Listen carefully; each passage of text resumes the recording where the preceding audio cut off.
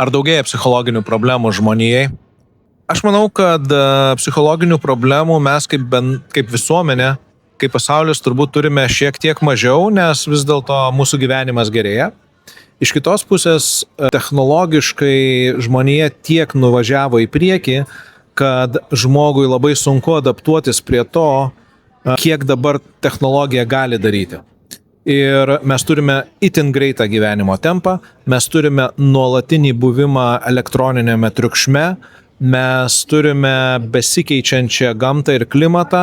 Kiekvienas tas technologinis iššūkis ar naujiena visada turi dvi pusės. Jis turi tą gražią pusę, pagerinančią mūsų gyvenimą, ir blogesnę pusę, kuri mūsų gyvenimą suprastina. Sakyčiau, kad mes turbūt daugiau kreipiamės, daugiau ieškom tos pagalbos dėl to, kad mes galim tą daryti.